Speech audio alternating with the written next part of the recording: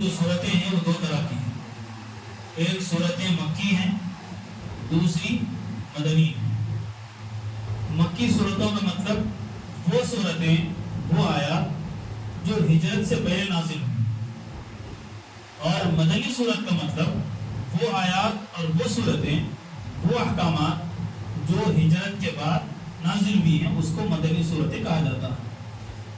تو یہ سورہ آل عمران یہ بھی مدنی صورت ہے، اس سے پہلے جو صورت ہوئی سورۃ البقرہ وہ بھی مدنی صورت ہے۔ ایک چیز اور ہم سمجھیں، جو مکی صورتیں ہیں اس کے اندر زیادہ تر عقائد بیان کیے گئے ہیں۔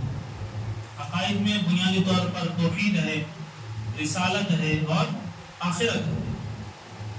جتنا بھی ہم دیکھیں مکی صورتوں کے اندر تو توحید کو بیان کیا گیا ہے، کیونکہ ہجرت سے پہلے جو لوگ مخاطب تھے اس کے ظاہر بات ہے مشرکین تھے، اس لیے زیادہ تر اس کے اندر عقائد کو، توحید کو بیان کیا گیا۔ اور جو مدنی صورتیں ہیں یا مدنی آیات ہیں اس کے اندر اکثر ہم کو ملتا ہے کہ احکامات بیان کیے گئے ہیں۔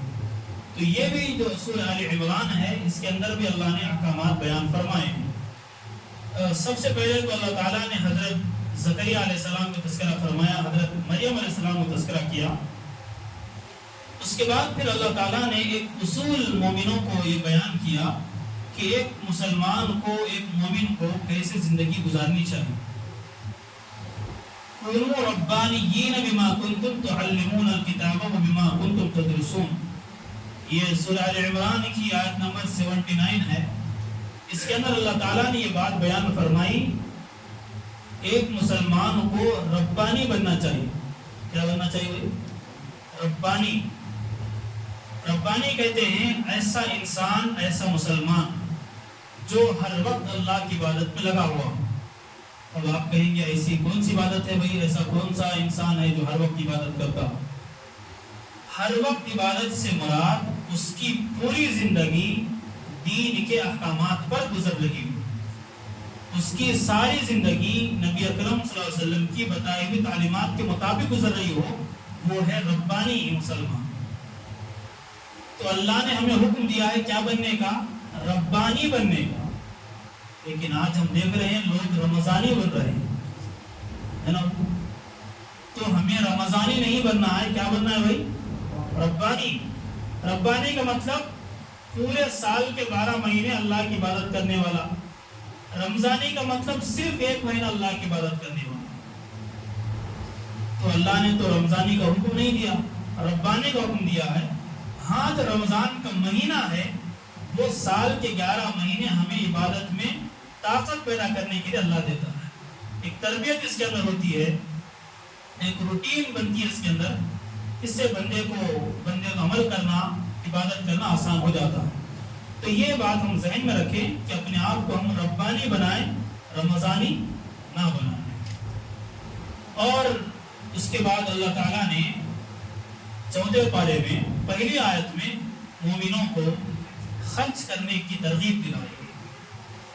اللہ نے حکم دیا لن تنالوا البر حتى تنفقوا مما تحبون، کہ تم بھلائی کو حاصل کر ہی نہیں سکتے اس وقت تک جب تک کہ تم اپنی محبوب چیز اللہ کے راستے میں قربان نہ کر دو۔ ہماری محبوب چیز چاہے مال ہو، چاہے جان ہو، چاہے وقت ہو، چاہے ہماری دوسری چیزیں ہوں، جو بھی ہمیں محبوب ہیں، جب تک ہماری پسندیدہ محبوب چیزوں کو اللہ کے لیے لگائیں گے نہیں، اس وقت تک ہم صحیح طور سے مسلمان کہلانے کے لائق اور مستحق نہیں ہو سکتے۔ یہ تو ایک آیت ہوئی۔ جب یہ آیت کریمہ نازل ہوئی تو ایک صحابی ہیں جن کا نام ہے حضرت ابو طلحہ انصاری رضی اللہ عنہ۔ جب یہ آیت نازل ہوئی تو وہ حضور کے پاس آئے صلی اللہ علیہ وسلم، عرض کرنے لگے یا رسول اللہ صلی اللہ علیہ وسلم، اللہ نے یہ بات بیان فرمائی ہے کہ تم اس وقت تک جنت کو یا بھلائی کو حاصل نہیں کر سکتے جب تک تم اپنی محبوب چیز اللہ کے راستے میں قربان نہ کر دو۔ تو یا رسول اللہ، میرے نزدیک سب سے زیادہ محبوب چیز میرا ایک باغ ہے، جس باغ کا نام تھا بیروحہ، مسجد نبوی کے سامنے تھا۔ کبھی کبھی حضور صلی اللہ علیہ وسلم بھی تشریف لے جایا کرتے تھے، وہاں پر باغ میں تھوڑا کھایا پیا جاتا تھا، وہاں پر کھجوریں ہیں، ٹھنڈا پانی ہے، پیا جاتا تھا۔ تو وہ بات انہوں نے کہا کہ میں اب اللہ کے راہ میں اس کو قربان کرنے والا ہوں، کیونکہ مجھے تو بھلائی چاہیے، اس لیے میری سب سے محبوب چیز میں اللہ کے راہ میں قربان کرنے والا ہوں۔ یہ سمجھ لیجیے کہ میں اپنی پراپرٹی اللہ کے نام پر کیا کر رہا ہوں؟ قربان کر رہا ہوں۔ تو حضور نے فرمایا ٹھیک ہے، بڑی اچھی بات ہے، لیکن اس کو اپنے رشتہ داروں میں زیادہ ترجیح دو، اپنے رشتہ داروں میں ترجیح دو۔ اس کے دو ثواب ہیں، ایک صدقہ کرنے کا، دوسرا رشتہ داری نبھانے کا۔ تو یہ بھی آج رمضان کا مہینہ چل رہا ہے، تو اس مہینے کے اندر ہماری کوشش اس بات کی ہونی چاہیے جہاں ہم اور چیزوں کی طرف توجہ دیتے ہیں، وہاں اپنے جو غریب رشتہ دار ہیں ان کا بھی خاص طور سے ہم خیال رکھنے والے بنے۔ اس کے بعد پھر آگے اللہ تعالیٰ نے ایمان والوں کا ایک تمغہ امتیاز بیان فرمایا ہے، اور اس امت مسلمہ کا اللہ تعالیٰ نے امتیاز بیان کیا ہے کہ یہ امت خیر امت ہے۔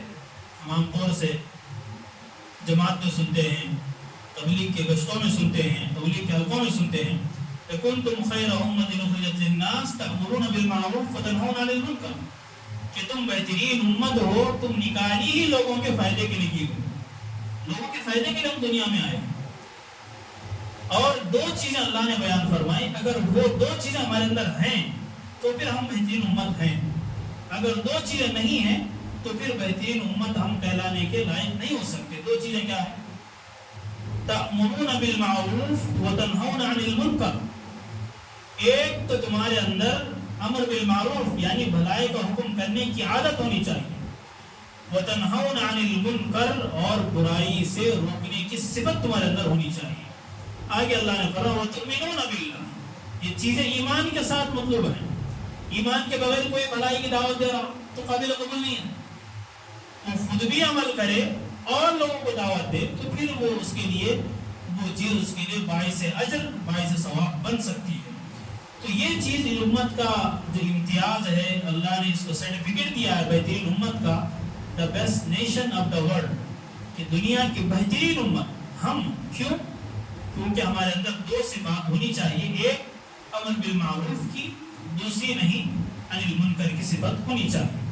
اور آخر میں ایک بات اور عرض کر کے اپنی بات ختم کر دیتے ہیں۔ آخر میں اللہ نے ایک اصول اور بیان کیا کہ دنیا میں ہم لوگ سنتے ہیں کہ کامیابی نام کس کا ہے، کامیاب انسان کون ہے؟ ایک سوال ہے، اس کا جواب اللہ تعالیٰ نے سورہ آل عمران کی آیت نمبر 185 میں دیا ہے، فَمَنْ زُحْزِحَ عَنِ النَّارِ وَأُدْخِلَ الْجَنَّةَ فَقَدْ فَازَ، جو شخص جو انسان جہنم سے بچا لیا جائے اور جنت میں اس کو داخل کر دیا جائے، یہی ہے اصل کامیابی۔ وَمَا الْحَيَاةُ الدُّنْيَا إِلَّا مَتَاعُ الْغُرُورِ، دنیا کی زندگی سوائے دھوکے کے سامان کے اور کچھ بھی نہیں ہے۔